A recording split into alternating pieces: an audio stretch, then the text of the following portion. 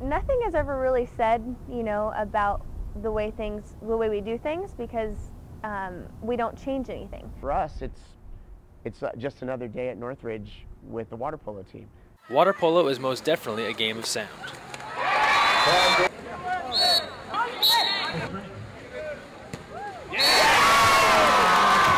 Except for one player on the California State University Northridge women's team, meet Danielle Berman, a junior 2-meter defender for the Matadors who was born completely deaf.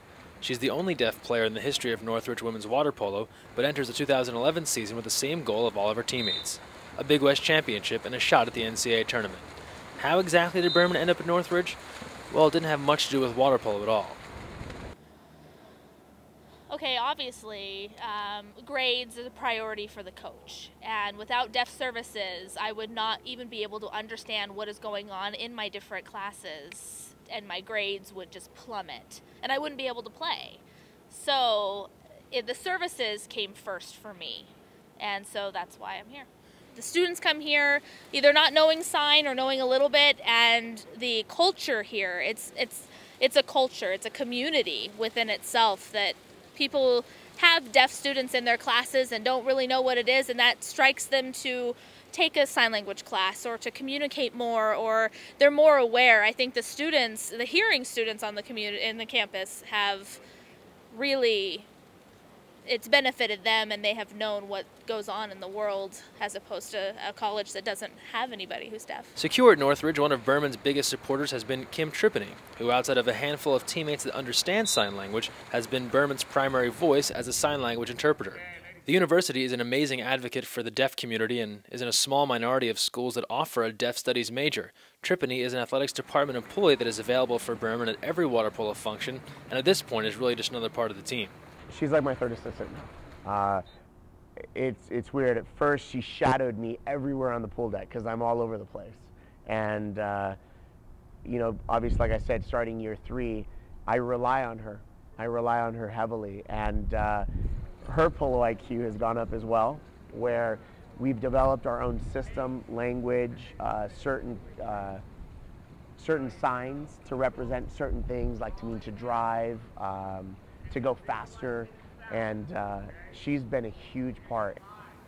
It helps a lot because I can't really read lips 100%, but sometimes the coach will kind of describe plays and positions, you know, driving and all that stuff.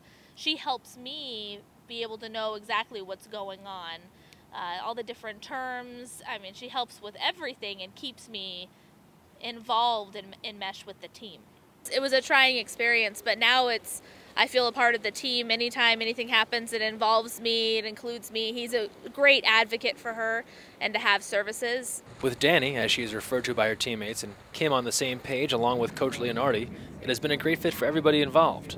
By being a part of this team, Berman has proven you can do anything you put your mind to, while also being an advocate for deaf athletes. That's one of my goals, is to encourage more deaf athletes to get involved with clubs or just in sports in general. And I would tell them, go for it. Don't miss out on anything. You know, we're all the same, and just go for it. She's an inspiration not only to our own teammates, but the deaf community, and to young aspiring water polo players, female players in high school that might be struggling you know, from being deaf. And I think that she's opening the door. She's broken barriers. Not only myself as a coach has inspired me, but her teammates have embraced her. But people think it's huge, even though it's not. And once you really play with her, you begin to realize that she's no different from any of us. You have to take your hat off to Danny. She's not only overcome the whistles and then learning the game, but she's been able to adapt to the point where it doesn't make a difference. While it might be a touching story to see a deaf water polo player overcome the odds to make the team, fact is, Danny can play. An aggressive 2-meter defender who scored 5 goals a season ago, she most definitely belongs. She is so brutal and physical, and she makes you better. She's an aggressive player. We've both come a long way. She's improved a lot. She's able to hold position, control her position, and be able to defend well. She's gotten faster, she's gotten stronger, her ball handling's gotten better, and she's strong. She's very, very strong. And like I said before, she's a really gifted athlete. Perhaps the biggest compliment you can pay to Dani is that most folks assume she is just another Division I college water polo player. I think they go like the whole game almost without noticing. They wouldn't notice if we didn't have Kim on the bench interpreting. A couple coaches have definitely come up to me and said that it's amazing how great of a player she is for being a deaf, and they wouldn't realize that unless I would have told them. Sure, Berman is able to assimilate to the game of water polo in the hearing world, but there is help available. New technology, including vibrating waterproof wristbands known as Ref for the Deaf, are being developed, and while Berman isn't looking for any special advantages, there are ways to level the playing field, something her team fully supports. I'll tell you, there is technology out there that obviously day-to-day is improving. I mean, we would be very fortunate enough to be able to demo or try some type of equipment, you know, to accelerate, maybe to make life a little bit easier for the deaf community. I mean, that would be awesome. At the same time, without it, I still think that she has been successful, but if she ever had that opportunity, I mean, it would be awesome. Anything to try and improve like their compatibility with the game, I'm all for. I think it's just resourceful thinking of things like that to make it easier and more similar to how the game's played hearing. The rest of the ladies on the Matador squad, save for Goforth, who knows sign language, can't exactly have a full-on conversation with Dani, but they still talk all the time, and most everyone was quick to admit one thing: Dani's pretty funny. She really is like hilarious if you actually just talk to her, like, and she laughs too. You can hear her laugh, which makes you laugh even harder, and she's a really good person to talk to.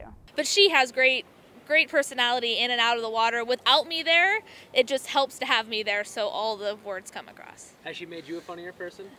I'm sure she probably has, yes. It would be cliche to say a water polo team is a family until you meet this Northridge group.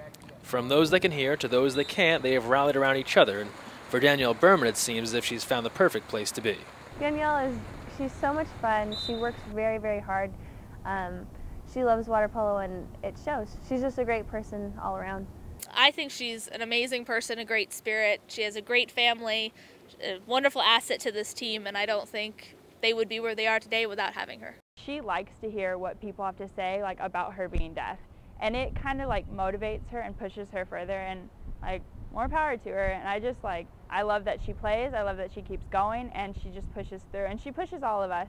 I don't think our family would be as successful without her. We're fortunate enough to have Dani, and I mean, we love having her. She makes us Northridge, so.